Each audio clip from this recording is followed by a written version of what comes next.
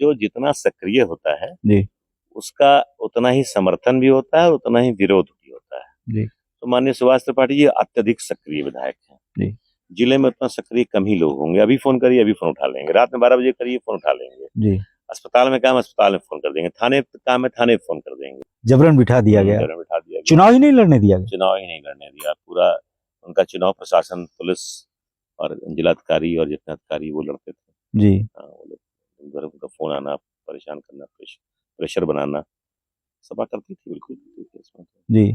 अब वो चूंकि शासन में नहीं है तो अब रोना रो रहे हैं। नहीं अब तो बता, ज्यादा गुंडागर्दी कौन करता है? जी, गुंडागर्दी के जनक है। मतलब उन चीजों को आपने भी फेस किया है। हाँ, बिल्कुल उस ब्लॉक प्रमुख के चुनाव में, विधानसभा चुनाव में 17 जो लड़ा हूँ क्षेत्र में। एक मतलब ये बात हम लोग के भी सामने आई जब हमने चर्चा किया कि आपका इंटरव्यू कर रहे हैं, लोगों का कहना था कि बबलू भैया के दिमाग में रहता है कि विधानसभा चुनाव लड़ना है।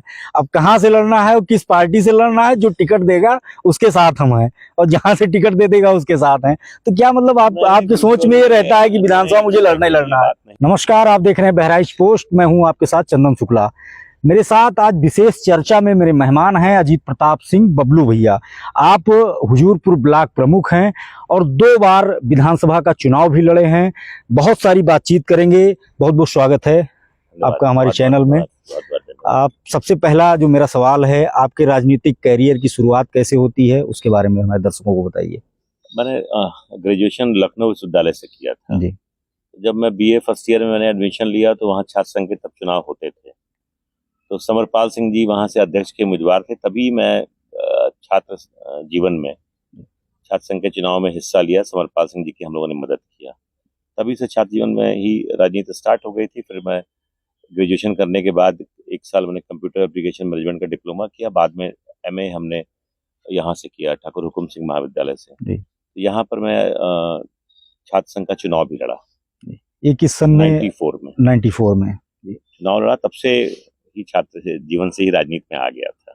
फिर शुरुआत एक तरीके से देखे तो यहाँ जो डिग्री कॉलेज है यहाँ से आपकी होती है। हाँ, चुनाव लड़ते हैं। उस चुनाव का परिणाम क्या था? चुनाव में हार गया था। अनिल त्रिपाठी जी उसमें अध्यक्ष हुए थे जी। ये 94 की बात है। 94 और फिर उसके बाद क्या कुछ कैसे क्या होता है? फिर 94 के बाद हम 2000 में हम चुनाव लड़े। 2000 में दोबारा जिला पंचायत का जी, तो उसको हम काफी भारी अंतर से 6500 वोट से जीते जी।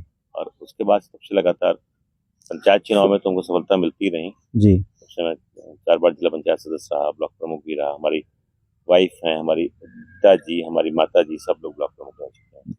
2012 का समय आता है, फिर बहुजन समाज पार्टी से आपको टिकट मिलता है और फिर आप प्रयागपुर से चुनाव लड़ते हैं, और उसके बारे में थोड़ा सा चर्चा हम करें। अगर बार में 12 में चुनाव बहराइच से लड़ना चाहता था जी। मैंने टिकट भी बहराइच के लिए मांगा, बहराइच सदर से आपने मांगा? सदर से मांगा था जी। लेकिन टिकट हमको बहन जी मानी नहीं और उन्होंने टिकट हमको, मुख्यमंत्री थे उस समय जी, और उन्होंने टिकट हमको दे दिया प्रयागपुर से। तो फिर प्रयागपुर हम लोगों ने तैयारी की और जब मेहनत किया तो लगने लगा अच्छा है जी। और चुनाव में लड़े, चुनाव अच्छा भी गया। फिर बाद में समाजवादी पार्टी से अरुणवीर सिंह जी हमारे खानदानी है जी और चाचा लगेंगे, उनका सपा से टिकट हो गया। तो जब उनका सपा से हो गया और मेरा बसपा से था तो थोड़ा सा एक ही जो आधार था उस पर 2 लोग हो गए, तो वहाँ चुनाव थोड़ा हम लोग का खराब हो गया। नहीं तो चुनाव अच्छा है। समाजवादी पार्टी से अरुणवीर सिंह जी को जब टिकट मिलता है तो आपका मानना है कि जो जनाधार आपका था, हाँ, जनाधार वोट बैंक का जो था, जो लोकल एरिया में जो सपोर्ट रहता है जी जी, जैसे हुजूरपुर ब्लॉक का जो मैक्सिमम एरिया था जी, तो वो उसमें हम 2 लोग हो गए, नहीं तो एक तरफा रहता। लोगों को विचार करना पड़ा फिर कि किधर जाना है, किस तरीके से तीसरे कैंडिडेट को मिला। और उसके बाद फिर 2017 में बहराइच सदर से चुनाव लड़ते हैं। काफी करीबी चुनाव रहता है। उस चुनाव में भी बहुजन समाज पार्टी से आपको टिकट मिलता है। अब 17 में क्या हुआ, मैं फिर 12 से लेके 11 में मेरा टिकट हुआ था प्रयागपुर विधानसभा से जी, और मैं फिर 11 से लेके 16 तक हमने तैयारी किया प्रयागपुर में। फिर आप प्रयागपुर के लिए तैयारी की और 17 में जब टिकट का हुआ तो चूंकि बीएसपी में जैसा फीडिंग वहां दिया, जातिगत समीकरण देख के टिकट दिया जाता था जी, उन्होंने कहा कि नहीं, आप बहराइच से लड़िए और यहाँ से हम ब्राह्मण कैंडिडेट चलाएंगे। मतलब ये भी अच्छा है कि जब आप चाहते थे कि हमको बहराइच मिल जाए तो आपको प्रयागपुर दे दिया गया, और जब आप प्रयागपुर चाहते थे तो फिर आपको बहराइच दे दिया गया। तो फिर वो जिस तैयारी हमारी वहां की थी जी, और बहराइच के चुनाव लास्ट में एक दो ध्रुवीय रह जाता है, 3 ध्रुव यहाँ नहीं रहते हैं जी। 2017 का चुनाव इसलिए फिर रहा, और उस समय मोदी जी की बहुत तगड़ी लहर भी आ चुकी थी जी। फिर उसके बाद में बहुजन समाज पार्टी से आप? हाँ, बहुजन समाज पार्टी से फिर बाद में क्या हुआ कि जैसे बहुजन समाज पार्टी में गया था तो मैं काशीराम जी को मैंने सुना था, उनके विचारों से प्रभावित भी था जी। और बाद में बहन जी की भी गरीब कमजोर लोगों की मदद करने की बात जो होती थी उससे भी मैं प्रभावित था। लेकिन बाद में ऐसा लगा कि बहुजन समाज पार्टी में जो बात मंचों से की जा रही है या जो ध्येय लेके वो पार्टी चली है उस पर कायम नहीं रह रही है और कहीं ना कहीं टिकट का और जो है प्रत्याशियों का सौदा कर लिया जा रहा है। मतलब इस तरीके की चीजें आपके सामने भी आई? ऐसा लगा मुझे कि इस तरह की चीजें चल रही हैं तो मेहनत करने वालों का कोई बहुत ज्यादा मोल नहीं लगा कि यहाँ पर है, तो फिर मैं छोड़ दिया उसको। 2 बार विधानसभा चुनाव आप लड़े, काफी अच्छा परिणाम भी था एक तरीके से देखा जाए। जैसे आपने बताया कि प्रयागपुर से आपके चाचा लगे अरुणवीर जी, वो लड़ गए, तो मतलब ऐसा समीकरण बन गया कि चुनाव फाइनल नहीं हो पाया, लेकिन चुनाव अच्छा लड़ा आपने। हाँ, अगर वो नहीं लड़ रहे होते, अरुणवीर सिंह जी नहीं लड़ रहे होते जी, तो फिर चुनाव हम लोग का निकल जाता है। फिर 17 के बाद मतलब क्या आपके अंदर क्या सोच आई? भारतीय जनता पार्टी में जाने? राजनीति में उदय हो चुका था, 14 में प्रधानमंत्री बन चुके थे जी, और मेरा ही क्या पूरे देश में मोदी जी के पक्ष में लहर आई। जी बिल्कुल। और सब लोग, जो लोग, अगर मान लीजिए आप, बहुत लोग कहते हैं कि ये पहले से भाजपा में नहीं थे, नए लोग भाजपा में आ गए हैं, तो अगर नए लोग भाजपा में नहीं आते तो भाजपा जिस मुकाम पर है उस मुकाम पर होती क्या? मतलब इन चीजों को आपको भी सुनने को मिलता है? हाँ, लोग कहते ही हैं कि भाई ये तो हम तो पुराने भाजपा ही, लेकिन हम लोग बहुत पहले से स्टार्टिंग में, जब भारतीय जनता पार्टी की स्टार्टिंग थी तब से मैं भाजपा में था जी। तो चूंकि यहाँ हम लोग का कोई राजनीतिक ऐसा पार्टी का गत राजनीति तो हम करते नहीं थे। अरुणवीर सिंह जी सब समाजवादी पार्टी में थे जी। तो उनके साथ में जो है परिवार के नाते समाजवादी पार्टी में उनकी मदद करता रहा, तो अब यही समझ लीजिए मैं समाजवादी पार्टी में रहा जी। फिर बाद में जब खुद पार्टी चुनने की बात आई तो हमने बहुजन समाज पार्टी चुन लिया। ये एक बात मतलब ये क्षेत्र में एक मतलब ये एक बात हम लोग के भी सामने आई, जब हमने चर्चा किया कि आपका इंटरव्यू कर रहे हैं, लोगों का कहना था कि बबलू भैया के दिमाग में रहता है कि विधानसभा चुनाव लड़ना है, अब कहाँ से लड़ना है और किस पार्टी से लड़ना है, जो टिकट देगा उसके साथ हम हैं और जहां से टिकट दे देगा उसके साथ हैं। तो क्या मतलब आपकी सोच में ये रहता है कि विधानसभा मुझे लड़ना ही लड़ना है? नहीं है जी। देखिए, अगर आपके पास मंच नहीं है जी, आप बहुत विचार रखे हैं तो रखे रहिए, आपका कोई सुनने के लिए आएगा नहीं। बिल्कुल। तो अगर आपको जैसे शासन में या आप सदन में नहीं पहुंच पाते हैं तो आप अपने विचार किसको देंगे, कहाँ बता पाएंगे? हम लोग जो सोशल वर्क या सामाजिक कार्य जो करते हैं वो तो कर ही रहे हैं जी।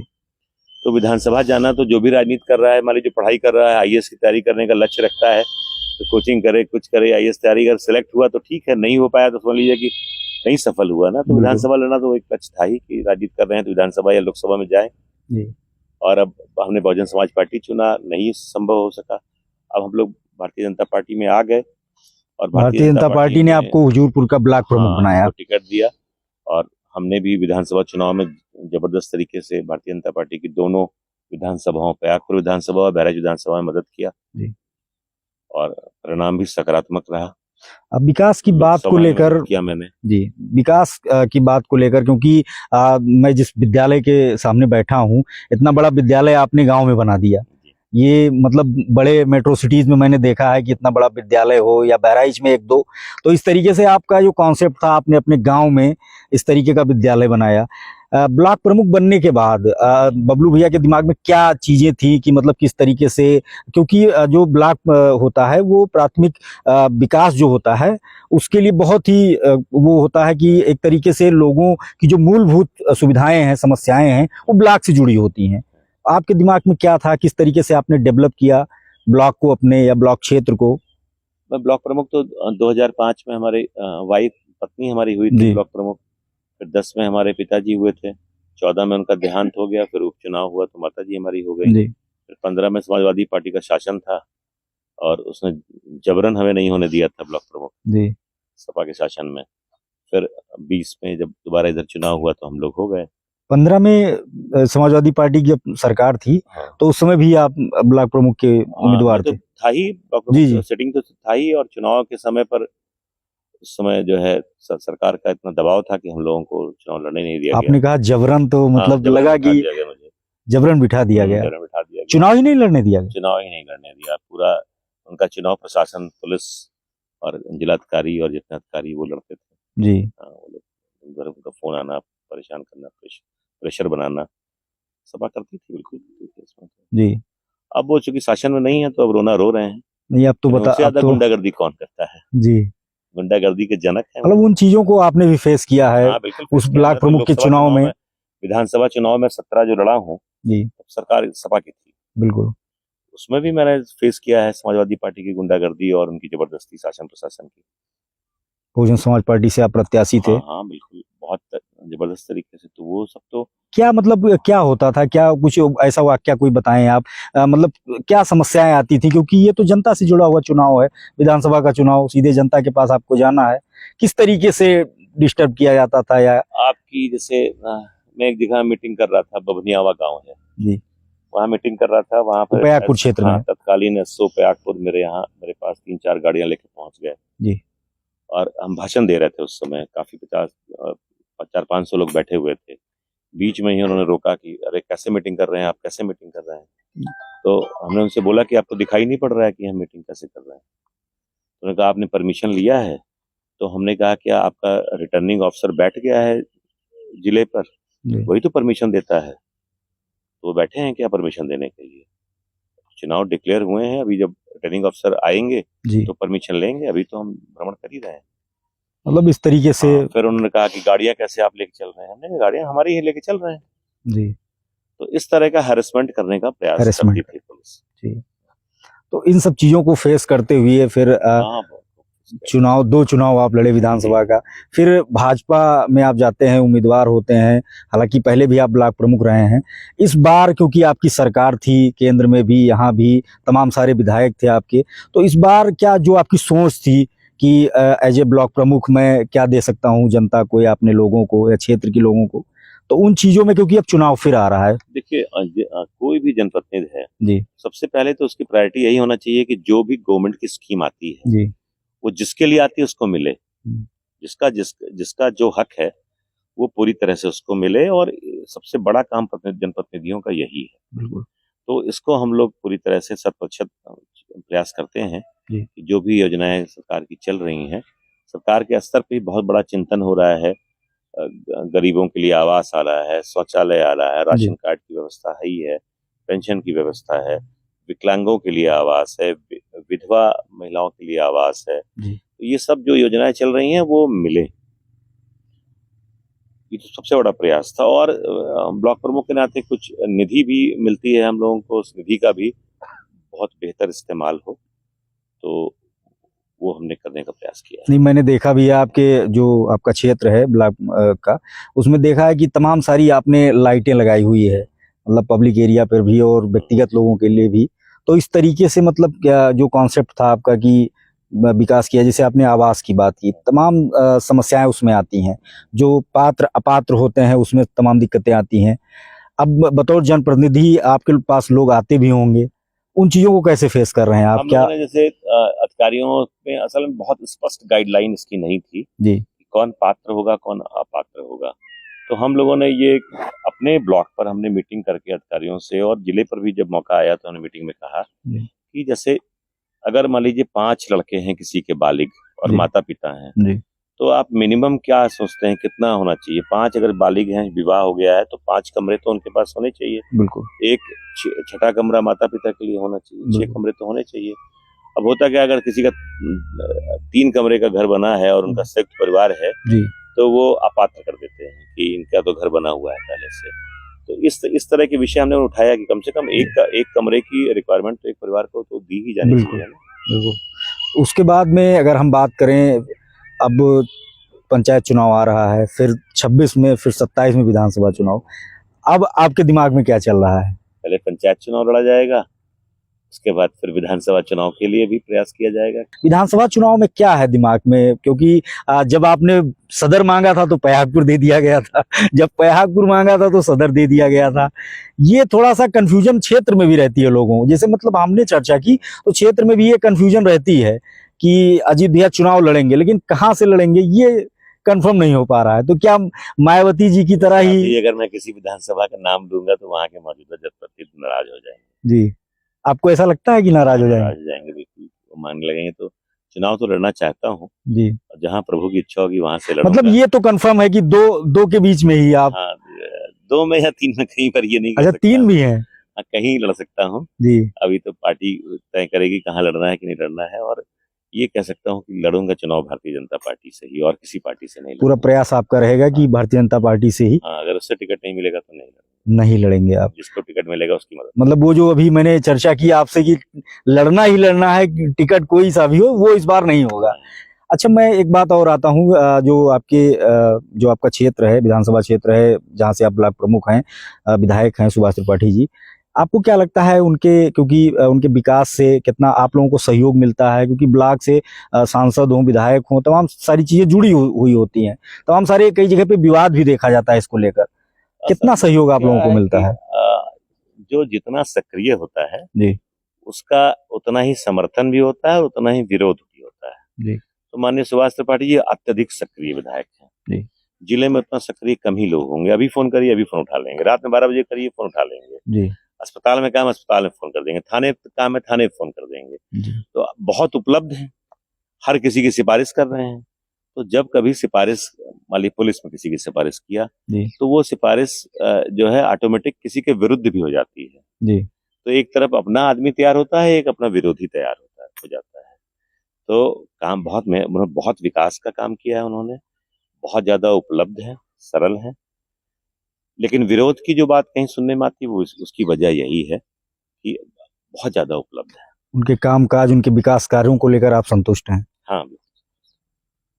सदर की बात करें अगर, सदर में जहां से आपकी दावेदारी मानी ही जाती है, से किसी का नाम लेने की जरूरत नहीं है जी, भारतीय जनता पार्टी के सभी विधायकों से और सांसद सबसे संतुष्ट हैं, क्योंकि सरकार ने बहुत अच्छा काम किया है जी। स्थानीय स्तर पर भी, सामाजिक स्तर पर भी और राष्ट्रीय स्तर पर भी। जी। हर तरफ सरकार ने अच्छा काम किया। बबलू भैया अगर विधायक बनते हैं, कौन से ऐसे काम आपके दिमाग में चल रहे हैं डेवलपमेंट के लिए, इस क्षेत्र के लिए? वो शिक्षा से जुड़ा हो, स्वास्थ्य से जुड़ा हो, या बेरोजगारी से जुड़ा हो? आपके दिमाग में क्या ऐसी चीजें चल रही हैं कि अगर मैं सदन में जाता हूं तो इसके लिए मुझे बात करनी चाहिए या इसको अपने क्षेत्र में लाना चाहिए? देखिए, जो मूलभूत जो चीजें जो हैं, शिक्षा, स्वास्थ्य और रोजगार, इन तीनों चीजों पर ही फोकस रहेगा। जी, शिक्षा की दृष्टि से अब हमारे इंटर कॉलेज तो बहुत हो गए हैं, जी, लेकिन आप अगर डिग्री कॉलेजों की बात करें तो हमारे जिले में एक यही ठाकुर हुकुम सिंह किसान महाविद्यालय था और एक गायत्री विद्यालय रिसिया में था। और बहुत 40-50 साल पहले भी वही था और आज भी वही है। कोई नया विद्यालय या नया व्यवसायिक शिक्षा की दृष्टि से अगर देखें तो कोई भी यहाँ पर नहीं आया है।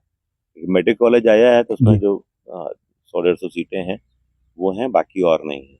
तो व्यवसायिक शिक्षा की तरफ भी पॉलिटेक्निक और IIT खुले हैं, ITI खुले हैं, लेकिन व्यवसायिक शिक्षा में इंजीनियरिंग कॉलेज या इस तरह की कोर्सेज के भी कॉलेज आने चाहिए। और थोड़ा सा पढ़ाई लिखाई का स्तर भी यहाँ पर ऊंचा होना चाहिए। पढ़ाई लिखाई का जो है, जो पब्लिक स्कूल हैं, जो कॉन्वेंट स्कूल हैं, वो तो अच्छा पढ़ाई हो रही है, वहाँ पे बच्चे भी हैं और वो चल रहा है। लेकिन जो और निजी प्रबंधन के स्कूल हैं वहाँ पे पढ़ाई लिखाई की स्थिति अच्छी नहीं है। सरकार द्वारा जैसे देखा जाए तमाम सारे विद्यालय हैं, उसमें जो उसका संचालन है जिस तरीके से होना चाहिए, उसमें उसको लेकर आपको लगता है कि एक बड़ी वजह हो सकती है शिक्षा के स्तर में? कि देखिए, ऐसा है कि अभी बिहार में चुनाव हो रहा है, लेकिन वहां पर कोई मुद्दा जो है, चुनाव जैसे जैसे बढ़ता चला जाएगा, शुरुआत से शिक्षा तो शुरुआत से ही नहीं है जी, स्वास्थ्य शुरुआत से ही नहीं है जी, और जैसे जैसे वो बढ़ेगा तो बेरोजगारी भी नहीं रह जाएगी, रोजगार भी नहीं रह जाएगा, मुद्दे दूसरे चले जाएंगे जी। तो इस मुद्दों पर चुनाव ही नहीं होता है। लेकिन एजुकेशन सबसे महत्वपूर्ण चीज है। अगर शिक्षा की दृष्टि से बहराइच आगे होता है तो रोजगार भी पैदा हो जाएगा और शिक्षा से स्वास्थ्य भी सुधरेगा लोगों को। जब हम अपने अधिकारों के प्रति जागरूक होंगे तो हर तरह का विकास, यहाँ जो भी चीजें हैं वो मिलने लगेंगी हमको। आप सदन में जाने के लिए प्रयासरत भी हैं, पूर्व सांसद हैं यहाँ के ब्रिजभूषण शरण सिंह जी, उनका आपने एक इंटरव्यू देखा होगा, मेरे यहाँ ही गोंडा पोस्ट में उन्होंने इंटरव्यू दिया था। उन्होंने कहा था कि ऐसी कोई बात चली तो उन्होंने कहा कि विधायक माने जीरो है आज के समय में। आपको लगता है कि उनकी बातों मतलब किस तरीके से लेना चाहिए? कई सारे विधायकों का रिएक्शन आया इस पर। सांसद जी ने किस संदर्भ में ये कहा था जी, उस संदर्भ को देखना चाहिए। उनका संदर्भ ये था कि मतलब पहले की जो चीजें थी अब इतनी ज्यादा सुनवाई नहीं बची है, कि मतलब जनप्रतिनिधि को अपनी बातें ऐसा नहीं है, वो बिल्कुल सुनवाई है, सही फोरम पर और सही तरीके से बात को रखी जाए तो ना सुनने का कोई, इसका सदन में बोलने का अवसर नहीं है, कहने का अवसर नहीं है। मुख्यमंत्री जी तो हरदम उपलब्ध हैं, अभी आप डालिए, आपको 2 दिन के अंदर 3 दिन के अंदर आपको मुलाकात मिल जाएगी जी। तो और इतना सोशल मीडिया के इतने प्लेटफॉर्म हैं, तो आप अपनी बात को कितना कह पा रहे हैं और कितना रख पा रहे हैं, ये बहुत महत्वपूर्ण है। नहीं, उनकी कही गई बातों से आप कितना इत्तेफाक रखते हैं? उनका कहना ये था कि जो स्थानीय स्तर के जो अधिकारी होते हैं, डीएम हैं, कप्तान हैं जिले का, तो उन पर उतना प्रभाव नहीं रह गया है। उनका कहने का मतलब ये था। तो मैं ब्लॉक प्रमुख हूँ और मैं कोई अगर सही बात लेकर जा रहा हूँ तो जिले के हर अधिकारी को सुनना ही पड़ेगा, करना ही पड़ेगा। विधायक की बात ही छोड़ दीजिए आप। वो किस संदर्भ में सांसद जी ने कही वो सांसद जी जानते होंगे। उनका संदर्भ तो यही था, लेकिन अब और इसके पीछे क्या वजह होगी? अगर आप सही बात लेके और सही जनता के हित का मुद्दा उठा रहे हैं तो अधिकारी नहीं सुने जी, ये संभव नहीं है। आपके कैसे संबंध है उनसे? माननीय सांसद जी बहुत अच्छे हैं, बेटा उनका सांसद है हमारे जी, माननीय सांसद जी। अभी तो करण भूषण यहाँ से सांसद हैं। कितना सहयोग मिलता है आप लोगों को? कोई विकास कार्यों को लेकर बात हो या अन्य? बिल्कुल, जो भी उनकी निधि और जो भी काम आता है जी, उसके लिए उनके प्रतिनिधि लोग हैं, वो सब हम लोगों से बात करते हैं जी, और हम लोग सुझाव देते हैं, सुझाव को मानते हैं। ये विद्यालय मैं पीछे देख रहा हूँ, अभी हमने चर्चा भी की थी, क्या मन में आपके था? क्योंकि शिक्षा के स्तर को लेकर भी आपने बात की। मेरे पिताजी की इच्छा थी गाँव में एक ऐसा स्कूल। उस समय क्या था कि जो स्कूल यहाँ खुले थे ज्यादातर हमारे सराउंडिंग में, वो सब नकल के केंद्र थे। वहाँ खाली परीक्षाएं होती थी, क्लासेस नहीं चलती थी। जब से भारतीय जनता पार्टी की सरकार आई 17 के बाद तो थोड़ा सख्ती की गई, तो नकल पे काफी प्रभावी रोक हुई है, चाहे डिग्री कॉलेज हो चाहे माध्यमिक शिक्षा के जो 12th और इसके एग्जाम होते हैं जी। तो एक जैसा ऐसा विद्यालय हो जहाँ पर पढ़ाई हो वास्तव में। तो पिताजी की सोच थी, तो उसी सोच के तहत हमने ये 2018 में इसको बनाना शुरू किया जी। अप्रैल 2019 में इसको हमने शुरू किया विद्यालय को। अभी हमारी इसकी सीबीएसई की 12th तक की हमारी मान्यता है, एप्लीकेशन है इसकी जी। और हम लोग प्रयास कर रहे हैं कि पूरा बच्चों को पढ़ाई के साथ साथ उनका सर्वांगीण विकास हो जी। उनके व्यक्तित्व का भी विकास हो। उसके लिए खेल कूद की व्यवस्था और भी बहुत सी सांस्कृतिक और इस तरह की व्यक्तिगत विकास की जो भी योजनाएं हैं हम लोग चलाते हैं स्कूल में। अब क्योंकि चुनाव धीरे धीरे नजदीक आ रहे हैं, आपकी भी सक्रियता, क्योंकि आप वैसे भी 5 साल सक्रिय ही रहते हैं, तो किस तरीके से माना जाए कि पंचायत चुनाव को लेकर जो अब देखा जा रहा है कि जो ब्लॉक प्रमुख हैं वो पयागपुर के हों, विशेषरगंज के हों, हुजूरपुर के, अन्य क्षेत्रों के हों, उसको लेकर आपकी क्या रणनीति बन रही है? कि मतलब पंचायत चुनाव में भी जाना है, उसके बाद में 27 में विधानसभा में भी जाना है चुनाव को लेकर, तो उसको लेकर क्या रणनीति आपकी बन रही है? कोई रणनीति नहीं है। ब्लॉक प्रमुख तो ज्यादातर जो सब भाजपा के ब्लॉक प्रमुख हैं जी, तो उन लोगों को कोई ऐसा, सभी ने ठीक ठाक काम किया है और सब लोग अपने अपने क्षेत्रों में सक्रिय रहे हैं, लोकप्रिय रहे हैं। करीब करीब मेरे ख्याल है कि पार्टी सभी को रिपीट करेगी, वही लोग रिपीट होकर ब्लॉक प्रमुख होने वाले हैं। मतलब मैं वही था कि पार्टी में जो दावेदारी की जाती है टिकट को लेकर, तो वो ब्लॉक प्रमुख में, उसके बाद में विधानसभा में, और फिर विधानसभा के लिए तो जैसे लोकतंत्र है, जो भी टिकट मांगना चाहेगा मांगेगा जी। और भारतीय जनता पार्टी का टिकट तो दुनिया का सबसे मुश्किल टिकट है, मुश्किल टिकट इसमें यही नहीं मालूम होता है कि टिकट देगा कौन, तो किसको मिलेगा किसको मिलेगा। मुख्यमंत्री नहीं मालूम पड़ता, राष्ट्रपति नहीं मालूम पड़ता है कौन बनने वाला है। एक बार ये तो भारतीय जनता पार्टी के टिकट की बात हो गई। इस बार आपने देखा होगा जब जिला अध्यक्ष का चयन हो रहा था, क्योंकि आप भारतीय जनता पार्टी में ही हैं, तो बड़ा मतलब पहली बार मैंने इस तरीके से देखा कि जिला अध्यक्ष का चयन हो रहा है और वहां जो लोग बैठे हैं उनमें किसी को भी नहीं पता है कि कौन बनेगा। एक मैसेज आता है, वहां पे जो चुनाव प्रभारी थे, क्या थे, वो आए थे, उन पर मैसेज आता है, फिर नाम की घोषणा हो जाती है। आप भी मौजूद थे, क्या माहौल था उसके बारे में कुछ अगर बताएं तो? क्या मतलब क्या आप लोगों को पता था, आप बड़े नेता हैं भाजपा के, तो आपको क्या ये पहले से कहीं कहीं कोई इंडिकेशन था कि हाँ इनको बनना है या इनको नहीं बनना है? कोई ऐसी जानकारी आपको पहले से थी? नहीं, पहले से नहीं जानकारी थी, लेकिन जो अध्यक्ष बने हम लोग चाहते ही यही थे कि वही अध्यक्ष बने। आप चाहते थे? हाँ। आप चाहते थे कि ब्रजेश पांडे ही अध्यक्ष बने? पहले अध्यक्ष थे वो जी, वही कंटिन्यू कर जाए, हम लोग चाहते थे। इसके पीछे कोई वजह? अच्छे संबंध है हमारे, राकेश पांडे जी ब्लॉक प्रमुख हैं जी, उनके अच्छे रिलेशन है। हम और समय प्रसाद मिश्रा जी, संदीप सिंह, सब लोग चाहते थे, ब्लॉक प्रमुख संघ पूरा चाहता था कि वही बने। आप लोगों का पूरा समर्थन था? हाँ, संघ चाहता था कि ब्रजेश पांडे जी अध्यक्ष बने।